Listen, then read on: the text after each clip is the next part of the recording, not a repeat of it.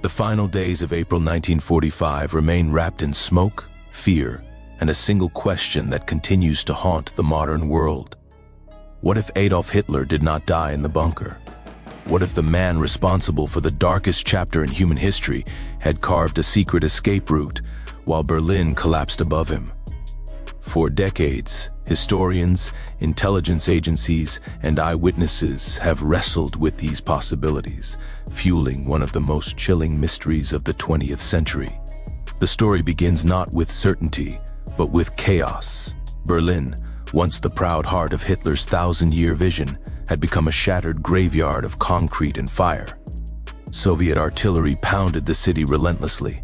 Civilians fled through streets littered with debris, while the elite of the Nazi regime rushed underground, desperate to cling to a reality that no longer existed.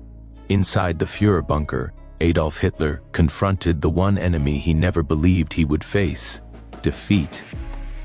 Yet even as the right crumbled, whispers circulated among his closest circle, whispers of a plan long prepared, hidden behind layers of secrecy, loyalty, and fear. Throughout the war, Hitler had insisted he would never allow himself to be captured. Publicly, he declared he would die in Berlin. Privately, however, the psychological contradictions of the man emerged.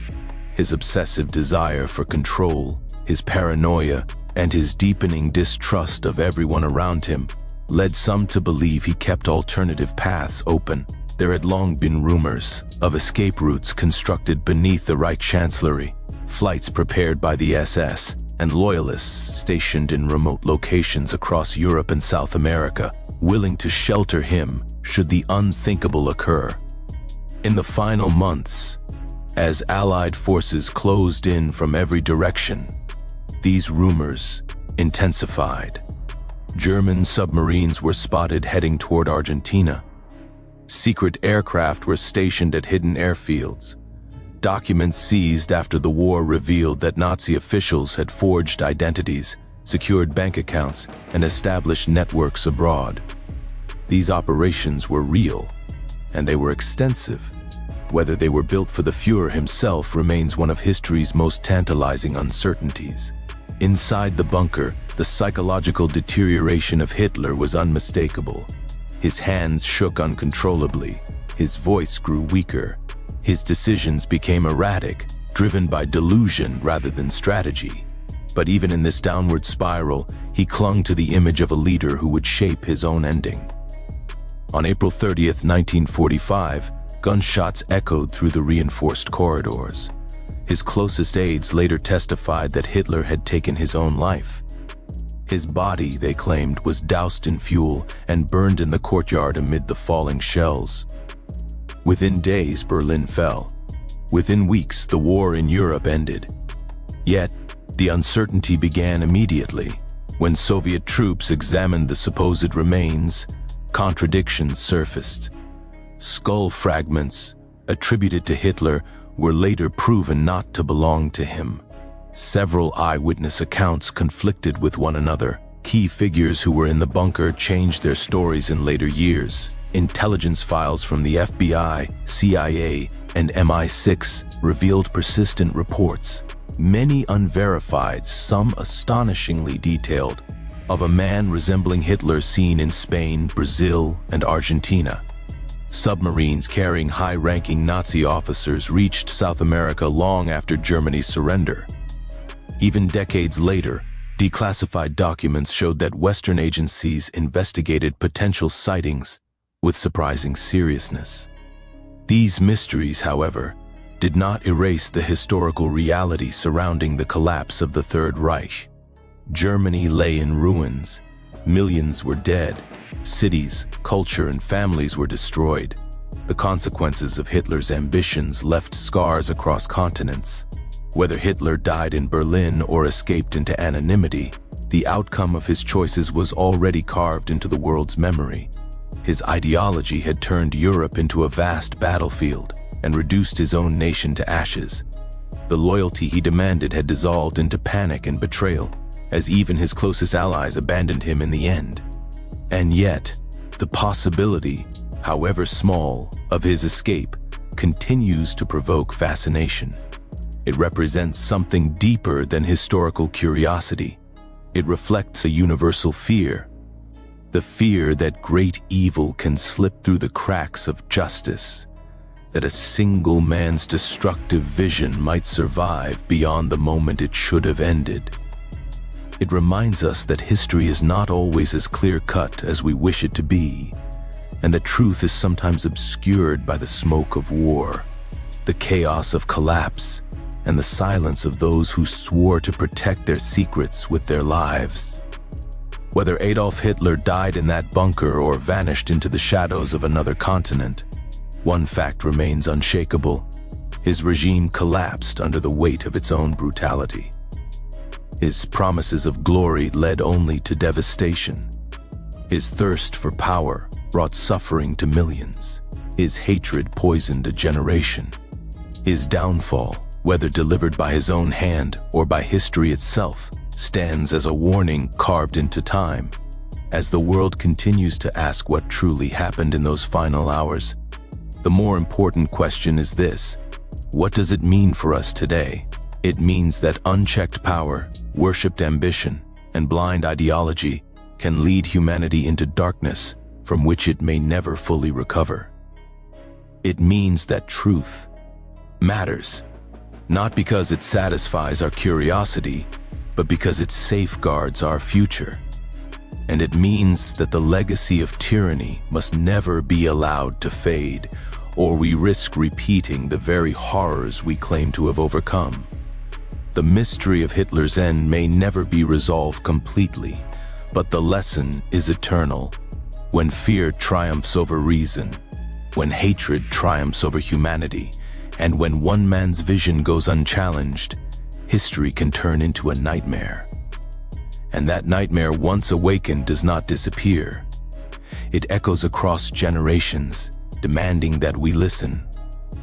In the spring of 1945, as Europe trembled beneath the final convulsions of the Second World War, Adolf Hitler faced the collapse of everything he had built and everything he had destroyed. These final days, buried deep within the concrete labyrinth of the Führerbunker, have since become one of the most fiercely debated mysteries in modern history. What happened in those shadowed, suffocating chambers beneath a dying Berlin remains a puzzle layered with conflicting testimonies, missing evidence, secret intelligence files, and questions that still echo through the decades. The Soviet forces were closing in with merciless speed. Berlin was no longer a city but a broken carcass of burning buildings, blood-stained rubble and shattered hope. Through the smoke, the last loyal officers and frightened civilians trudged like ghosts, their eyes hollow, their futures extinguished. Yet far below the ruined streets, Hitler clung to an illusion of control, of destiny, of an empire that had already ceased to exist. In those dark corridors, he issued orders to divisions that were nothing more than names on paper, troops who had long been annihilated, and generals who no longer had the ability or willingness to obey him.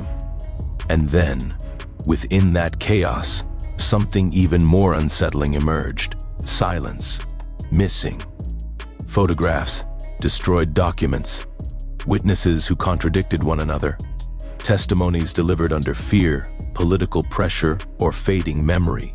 The official story declared that Hitler had taken his life on April 30th, 1945, ending his reign in a final act of control. But the body burned in the courtyard was never definitively proven to be his. The skull fragment, later presented as evidence, was exposed as belonging to a woman. The remains the Soviets claimed were Hitler's vanished into classified vaults, and Allied intelligence agencies, from the FBI to MI6, kept receiving reports, sightings, and files on Hitler for years after the war. These contradictions did more than fuel conspiracy. They created an intellectual battlefield. Historians, forensic experts, intelligence officers, and eyewitnesses continued to challenge one another long after the guns fell silent.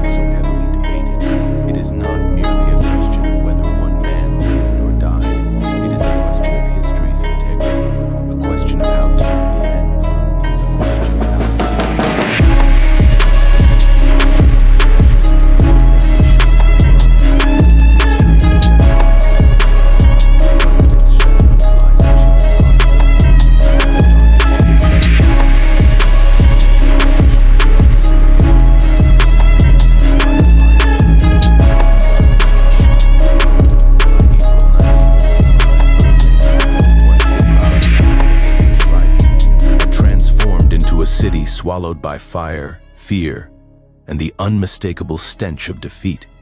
What had been a symbol of Nazi power now lay broken under the relentless advance of the Soviet Red Army. Every hour, every minute, the city shook under the thunder of artillery shells. Buildings that had stood for centuries crumbled into dust. Entire districts vanished into walls of flame as the Soviet bombardment intensified without mercy. The streets became a labyrinth of destruction. Smoke filled the air so thickly that daylight could barely pierce through. Civilians, terrified and starving, hurried through ruins with whatever belongings they could carry. Mothers dragged children toward makeshift shelters. The elderly shuffled in silence, their faces lined with shock. Families who had once believed in Hitler's promises now wandered through the ashes of those lies. Berlin had become a graveyard long before the war officially reached its final hour. As the Soviet forces tightened their grip, German soldiers, many of them barely adults, fought hopelessly against an army far stronger, better supplied, and driven by vengeance. The Red Army moved street by street, building by building, clearing out resistance with brutal efficiency.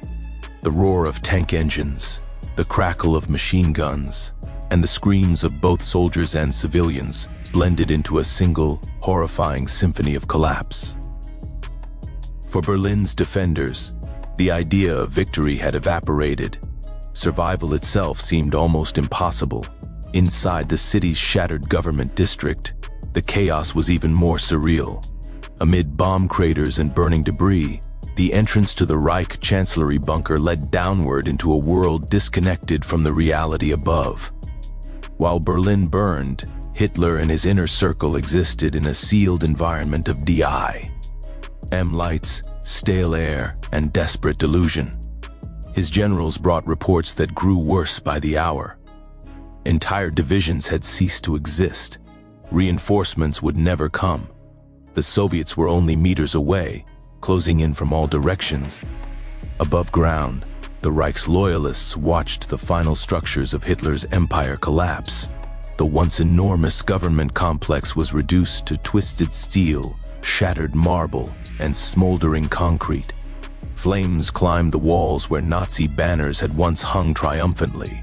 Soviet soldiers advanced through the ruins with determination born from years of brutal warfare, carrying the memories of millions of their own dead. Their arrival marked not only the fall of a city but the symbolic destruction of the ideology that had ignited the war. For many Berliners, the fear of the Soviets was overwhelming. Stories of revenge, brutality, and retribution spread quickly as the front lines approached. But even that fear could not overshadow the deeper realization that the nightmare unfolding around them was the unavoidable consequence of Hitler's ambitions. The dreams of a 1,000-year Reich had led only to the ruins beneath their feet. By the final days of April, Berlin was no longer fighting a war. It was witnessing its own funeral. Chaos reigned, leadership disintegrated, the city's fate was sealed, and as Soviet forces closed in on the heart of Hitler's domain, the end of the Third Reich became not just inevitable but undeniable. As Germany's war machine collapsed and the Red Army tightened its grip around Berlin, a different kind of tension began to spread within the upper ranks of the Nazi leadership, the whispers of escape. In the final months of the Third Reich, while the world saw only destruction and defeat, inside the highest circles of power a dangerous, clandestine narrative began to form. Rumors of secret escape routes, coded plans, falsified identities, and hidden networks traveled through dimly lit corridors and sealed offices. The question was never asked openly, yet it lingered in every hushed conversation. What if Hitler had a way out? These rumors did not emerge suddenly. They were rooted in the structure of the Nazi regime itself. From the early years of the war, the SS had prepared fallback positions, secured foreign contacts, and built underground passageways beneath major government buildings, including the sprawling bunkers beneath the Reich Chancellery. One such tunnel, allegedly connected the Führerbunker to nearby subway lines, supplying the idea that a quick escape was possible even as Berlin crumbled. Engineers had created escape routes for officials, not necessarily for Hitler alone, but the possibility hung heavily in the air. By 1943, as Germany's fortunes began to turn, Heinrich Himmler and elements of the SS developed covert networks throughout Europe, routes through Switzerland, Austria, and Italy, leading into Spain. From there, the trail extended across the Atlantic towards sympathetic regimes in Argentina, Chile, and Brazil. Ships, submarines, and shadowy safehouses formed a web that was invisible to the public, but well known among Nazi elites. As the Allies advanced, these escape lines, later known as rat lines, became lifelines for hundreds of Nazi officials. This reality alone made the idea of a Führer escape plan far more believable than post-war authorities wanted to admit. Inside Berlin, the rumors intensified as Hitler grew increasingly isolated and irrational. His orders no longer matched reality.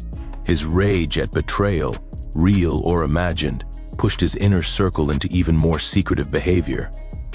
Some officers believed he would take his own life. Others were convinced that a meticulously crafted escape plan, known only to a select few, was ready to be activated at the last moment.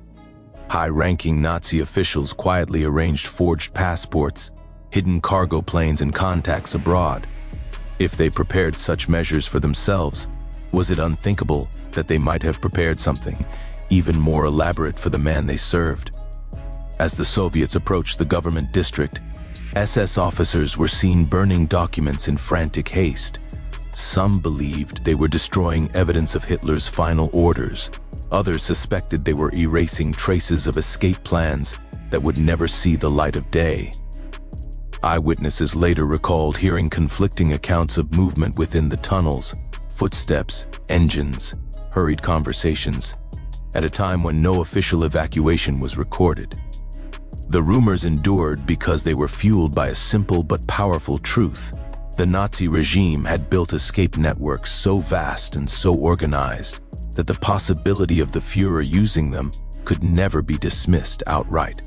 After the war, intelligence agencies around the world discovered these networks in operation long after Hitler's supposed death. In those last weeks of the war, as loyalty dissolved and desperation took hold, the whispers became louder.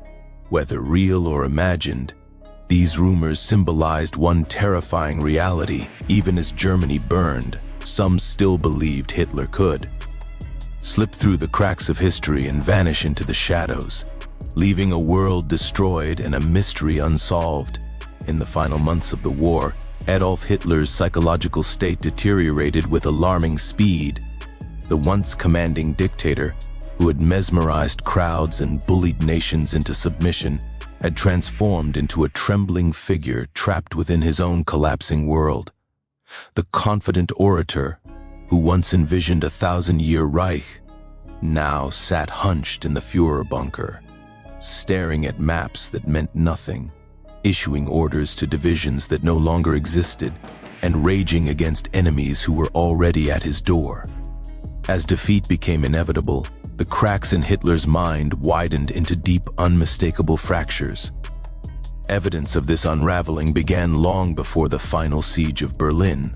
By late 1944, Hitler's decisions had become erratic, influenced more by fantasy than strategy. He dismissed dire reports from the front lines, convinced that Germany's fortunes would turn by sheer willpower. He blamed others, his generals, his ministers, even the German people, for failures that he himself had engineered. In meetings, he lashed out unpredictably, pounding tables, cursing those around him, and accusing trusted officers of betrayal. The facade of controlled leadership was fading. Paranoia had taken its place.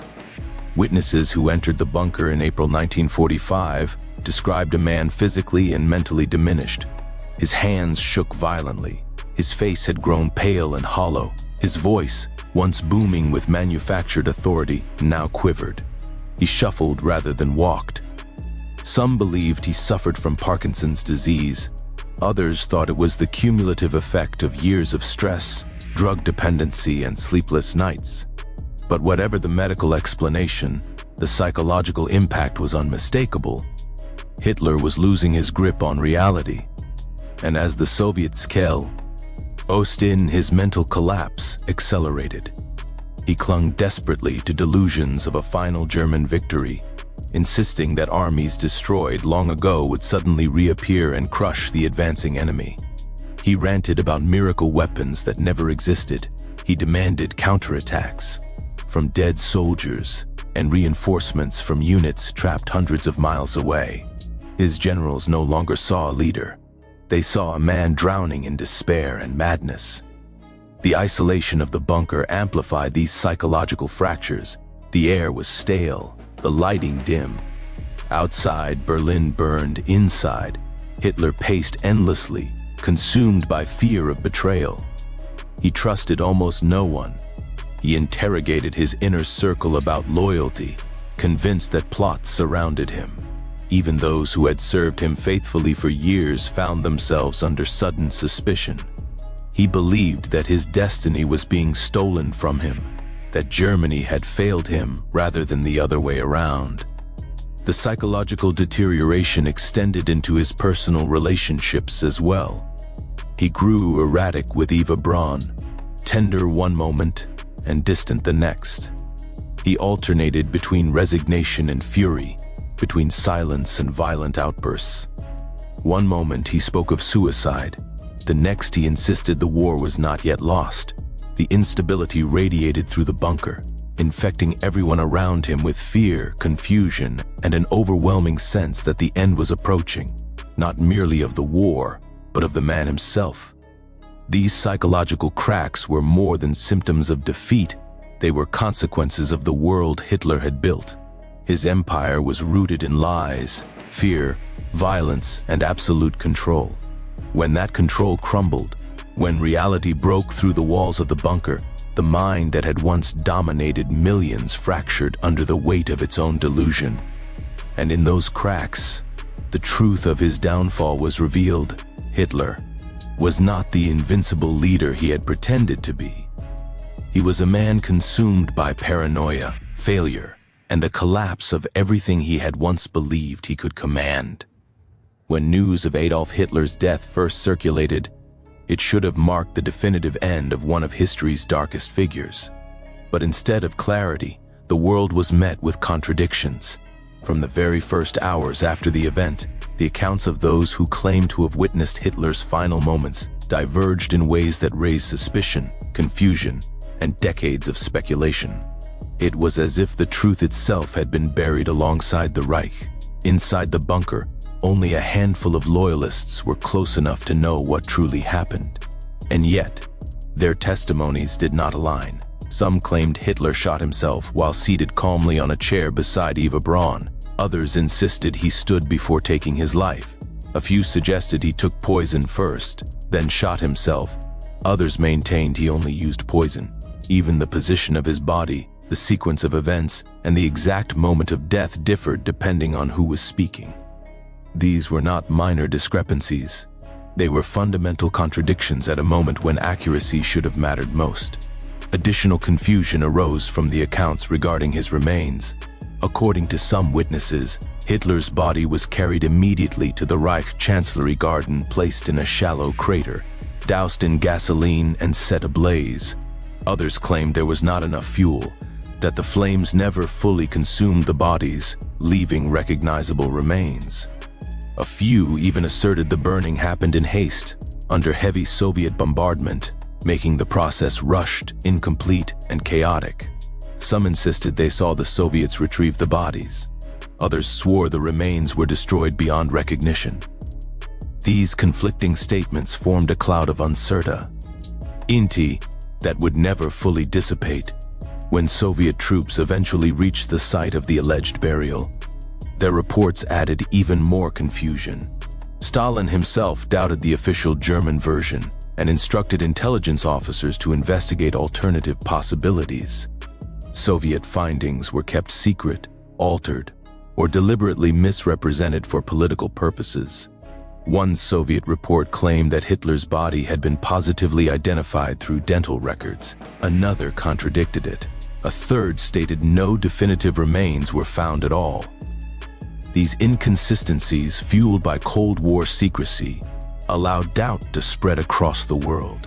Western intelligence agencies soon joined the investigation.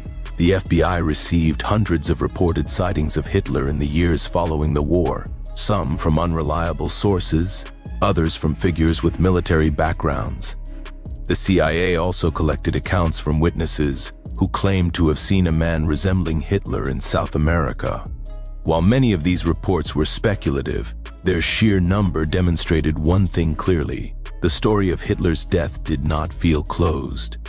Even within Germany, former Nazis argued among themselves about what happened in the bunker. Some were motivated by fear, others by loyalty, and some by a desire to distance themselves from the final moments of a man they once served. The result was a historical puzzle without a single stable thread. These contradictions created one of the most enduring mysteries of the 20th century. In the absence of a universally accepted account, and without irrefutable forensic evidence, the world was left to question what truly happened. The conflicting eyewitness testimonies did not merely complicate the narrative, they ensured that the death of Adolf Hitler would never be entirely free from doubt, speculation, or haunting possibility. In the aftermath of Berlin's fall, the Soviet Union became the first force to reach the ruins of the Reich Chancellery and the bunker beneath it. They were, in theory, the only power in a position to verify Adolf Hitler's death. Yet what followed was not clarity, but decades of confusion. The evidence presented by the Soviets, the fragments, testimonies, documents, and so-called remains, proved to be one of the most unreliable and contradictory collections of information in modern history. Instead of closing the case, it opened a labyrinth of uncertainty. From the moment Soviet officers entered the bunker complex, their reports began shifting. Some Soviet investigators claimed they had found Hitler's body intact. Others stated that the bodies had been burned beyond recognition. A third version argued that nothing resembling Hitler's remains had been discovered at all.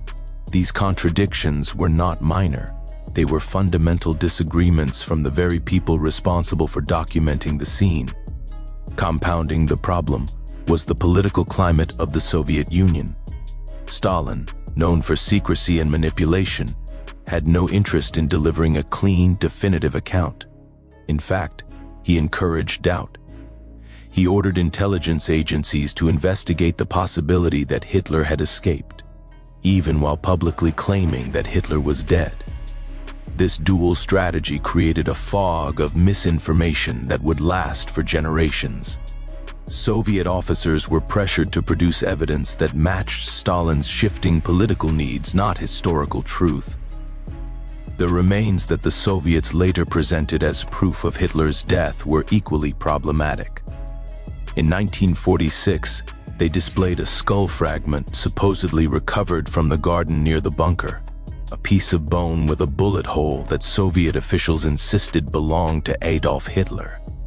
For decades, this fragment was guarded and studied as final confirmation of suicide. But in 2009, advanced DNA testing revealed the skull belonged not to a man but to a woman under the age of 40. The revelation cast a shadow over the entire Soviet narrative. If the most important piece of physical evidence was false, what else had been fabricated? The jawbone and dental bridges, the only other claimed pieces of Hitler's remains, were kept hidden in Soviet archives for decades, inaccessible to Western experts. When a limited examination was finally permitted, it raised more questions than answers. No independent team was allowed full access. No transparent forensic process was conducted. The secrecy surrounding these remains fueled suspicion, and the reluctance to release information made historians question whether the Soviets themselves doubted the authenticity of what they possessed. Even Soviet-written reports, classified for years, contradicted each other. Early documents suggested Hitler was found with no gunshot wound. Later ones insisted the opposite. Some stated that Eva Braun had been positively identified. Others claimed the female remains were unrecognizable. At one point, Soviet intelligence even claimed that Hitler may have escaped to Spain or Argentina, a claim Stalin repeated to Churchill and Truman, igniting global uncertainty. As these inconsistencies accumulated, the world faced a troubling truth. The primary evidence for Hitler's death came from a government known for secrecy, propaganda, and manipulation. The unreliability of Soviet evidence became one of the main reasons the mystery of Hitler's final fate refused to die. Instead of offering closure, the Soviet account ensured that the question, "Did Hitler really die in 1945?" would echo through history, unanswered and unsettling. In the years following the fall of Berlin, Adolf Hitler's supposed death did not bring the closure the world expected. Instead, it opened a door to one of the longest-running intelligence pursuits of the 20th century. Across continents, from the FBI in the United States to MI6 in Britain and intelligence branches in South America, authorities quietly launched investigations into sightings, rumors, intercepted messages, and whispered claims that the man responsible for a global catastrophe might still be alive. For decades, these agencies treated the possibility seriously, not because they believed in fantasy, but because history itself had left too many questions unanswered. Shortly after Germany's surrender, reports began pouring in from across Europe. Some came from frightened civilians, others from former soldiers, and a surprising number from trained intelligence officers. Hitler, they claimed, had been seen fleeing Berlin, boarding aircraft, crossing borders disguised as a priest, or escaping by submarine. Most reports were undoubtedly false. The chaos of war produces confusion, fear, and imagination. But what unsettled investigators wasn't the volume of sightings, but their consistency. Too many described similar escape routes, too many pointed toward the same regions: Spain, Argentina, Chile, Brazil. By 1945, the FBI opened dozens of files on potential Hitler sightings. J. Edgar Hoover himself reviewed reports claiming Hitler was living in the Andes, hiding in Patagonia, or residing on an isolated ranch protected by former SS officers. These weren't mere tabloid rumors. They were backed by intercepted communications, foreign testimonies, and suspicious movements of Nazi fugitives. Some reports came from high-ranking officials in South America, describing a German-speaking stranger who resembled Hitler and lived under heavy guard. While many were dismissed, none were ignored. MI6 followed similar leads. British intelligence had long known that Nazi sympathizers operated in Spain and Portugal. Both countries served as escape corridors for SS officers fleeing Europe after the war. MI6 agents tracked forged passports, coded letters, and bank transfers connected to the Nazi escape network. Every time a high-ranking Nazi surfaced in South America, such as Adolf Eichmann, who was captured in Argentina in 1960, the same question arose: if they escaped, could Hitler have done the same? South America became the center of suspicion. Argentina under Juan Perón welcomed thousands of Nazi fugitives. Brazil's remote jungles provided ample hiding places. Chile housed German communities with deep connections to the Third Reich. Intelligence agencies monitored these regions closely, following trails that went cold, then resurfaced years later. In some cases, agents found abandoned safe houses filled with Nazi memorabilia, coded documents, and radio equipment, signs that high-level fugitives had lived there. Despite countless investigations, no agency ever produced definitive proof of Hitler's survival. But the very fact that the FBI, CIA, and MI6 continued pursuing leads into the 1960s, nearly 2 decades after the war, reveals something critical. The world's most powerful intelligence networks were never fully convinced by the official Soviet account. This persistent uncertainty ensured that Hitler's story did not end on April 30th, 1945. It evolved into a shadowy legend, kept alive by the doubts of intelligence officers, the whispers of witnesses, and the uncomfortable truth that evil sometimes slips through history's grasp. Long before Berlin fell and the Reich descended into chaos, the foundations of an escape machine were already being assembled. It was a network built not out of hope, but out of cold calculation, a system designed to ensure that, if the empire collapsed, its most loyal and dangerous servants could vanish into the world. Most remote corners, and far from being a myth, these Nazi escape networks in South America were real, strategic, and deeply entrenched within sympathetic governments. This network, later known as the Rat Lines, began to take shape as early as 1943. High-ranking SS officers, sensing the shifting tide of war after defeats in Stalingrad and North Africa, quietly prepared contingency plans. These were not improvised routes. They were carefully structured escape channels involving secret organizations, corrupt officials, church operatives, and wealthy Nazi supporters who had the resources to move men and money across continents. The Vatican became an early pivot point. Through forged Red Cross documents and falsified baptismal certificates, numerous war criminals were given new identities. Men responsible for mass murder walked through Allied lines disguised as refugees, and many of them followed the same path: Italy, then Spain, then a ship bound for South America. Argentina stood at the center of this web. Under President Juan Perón, the country opened its doors to fleeing Nazis, not out of compassion, but out of ideological alignment and political interest. Perón believed these men could strengthen Argentina's military and scientific power. Ships left Europe filled with fugitives carrying stolen gold, looted art, and diamonds smuggled from the coffers of the Reich. They were greeted with safe houses, farms, and even government protection. Entire German-speaking enclaves existed where speaking of the past was not forbidden. It was expected. In Chile, Nazi colonies like Colonia Dignidad offered more than just shelter. They provided secrecy, isolation, and a community where loyalty to the Reich never died.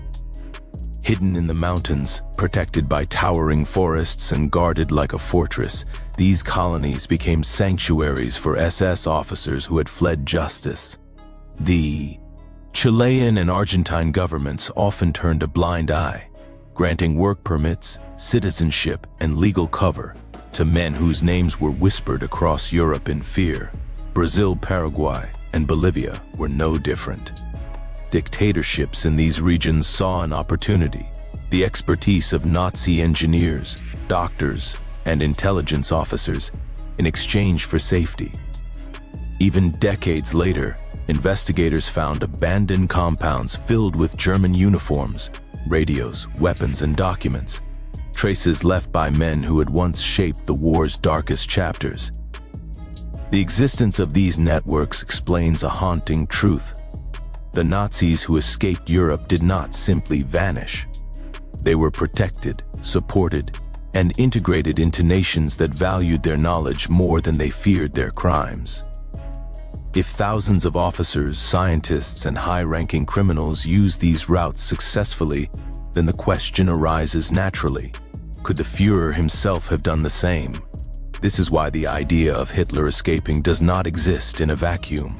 It exists in the context of well-funded, organized systems that helped countless Nazis disappear. These routes were real. These operations were active. And in the shadowy corners of South America, even decades later, their traces still remain, silent reminders of a chapter of history the world has never fully confronted. The question of Adolf Hitler's fate in 1945 has endured not because of a lack of evidence, but because of the complex, fragmented, and often contradictory nature of the information gathered in the chaotic final days of the Second World War. This debate sits at the crossroads of myth-making, Cold War paranoia, intelligence failures, and humanity's natural fascination with the possibility of an unresolved mystery. To understand why Hitler's death remains a subject of speculation, one must step into the atmosphere of Berlin's shattered Bonn. World, the frantic intelligence race that followed, and the decades of political manipulation that distorted the truth. When Soviet forces breached Berlin, they entered a city already collapsing under its own terror and delusion. The battle was fierce, the streets were burning, and the Führerbunker had become a labyrinth of fear, conflicting orders, and desperate improvisation. In this environment, clear documentation was nearly impossible. Witnesses were exhausted, traumatized, and often contradictory in their recollections. Some feared Soviet interrogation and shaped their testimonies accordingly. Others were eager to protect themselves or craft narratives that distanced them from Hitler's final crimes. This confusion created the perfect breeding ground for myth. The Soviets themselves fueled uncertainty. Stalin publicly insisted that Hitler had escaped, a claim he repeated even during the Potsdam Conference. It was not historical conviction that drove this claim, but geopolitical strategy. Suggesting Hitler was alive kept Western powers uneasy, questioning their own intelligence capabilities and absorbing precious time and resources in fruitless investigations. Soviet secrecy concerning the burned remains only intensified doubts. For decades, they withheld forensic evidence, refusing to release photographs, documents, or bone fragments from their own autopsy. Silence became a powerful tool, and where silence lives, speculation thrives. Meanwhile, Allied intelligence agencies found themselves trapped between contradictory witness statements and the strategic need to prove unequivocally that Hitler was dead. My 6 interviews presented one narrative. American intelligence files suggested another. Rumors of sightings, spotted in Argentina, on a Spanish island, in a submarine bound for Antarctica, began circulating almost immediately. Most were hoaxes or misidentific, but each one chipped away at the concrete narrative. Historians were trying to build. Archaeological and forensic advancements arrived too late. The bunker had been heavily damaged, its entrances collapsed, its grounds reshaped by Soviet bulldozers, and its historical footprint erased by East German redevelopment. By the time modern science could have clarified uncertainties, much of the physical evidence had been lost. And yet, despite the confusion, the weight of historical evidence still points overwhelmingly to Hitler's suicide in April 1945. Eyewitness interrogation, charred remains, dental analysis, and post-war cross-referencing form a coherent, scientifically supported conclusion. But truth does not always defeat myth. People search for alternative explanations, not because the official version lacks evidence, but because unresolved histories invite imagination. In the end, the debate over Hitler's fate reveals as much about human psychology as it does about the past. Our desire for mystery, our distrust of institutions, and our fascination with evil figures escaping justice. When facts fracture, myths grow, and Hitler's story, steeped in catastrophe and darkness, refuses to leave the world quietly. The lingering question of Hitler's fate is not merely a historical puzzle. It is a mirror held up to human nature, a warning about the fragility of truth, and a reminder of how easily fear, ideology, and manipulation can shape the narratives that guide whole societies. Whether Hitler died in his bunker in 1945 or escaped into the shadows is, in the end, less important than the lessons the uncertainty continues to teach us. It forces us to confront the uncomfortable truth that history is not simply a record of events, but a battlefield of ideas, vulnerable to distortion, myth-making, and the power of belief. Every generation revisits Hitler's story because it embodies the darkest potential within human ambition. His rise was built not on strength, but on propaganda, obedience, and the willingness of ordinary people to surrender their critical judgment. His fall, shrouded in smoke and secrecy, became fertile ground for myth, because people feared that such malevolent power could not simply end with a single gunshot. Myths grow where trauma remains unresolved, and the world had barely begun to comprehend the magnitude of the Holocaust, the war, and the millions of lives lost when the question of his death emerged. The uncertainty spoke to a deeper anxiety.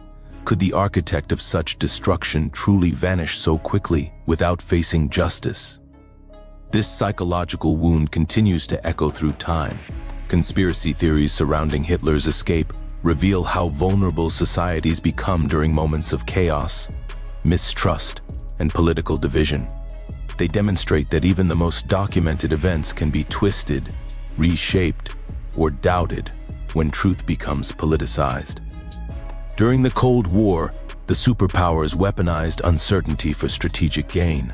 Today, the same pattern repeats itself through digital misinformation and ideological manipulation. The story of Hitler's secret escape is not just about one man. It is about the tools used to control perception, to ignite fear, and to erode confidence in institutions. This enduring mystery also highlights humanity's struggle with justice. Hitler's suicide denied the world the public accountability of a trial like Nuremberg. It left a psychological void, a feeling that justice had been incomplete, that evil had slipped away too easily, that such vast crimes demanded a more visible reckoning. The escape theories filled that void by creating an alternative narrative, one in which justice might still be pursued. But history warns us that justice delayed is justice distorted. When truth becomes negotiable, societies lose their moral grounding. Ultimately, the unresolved questions surrounding Hitler's final days remind us that darkness does not disappear on its own. It must be exposed, confronted, and understood, piece by piece, fact by fact. The lesson is universal and timeless.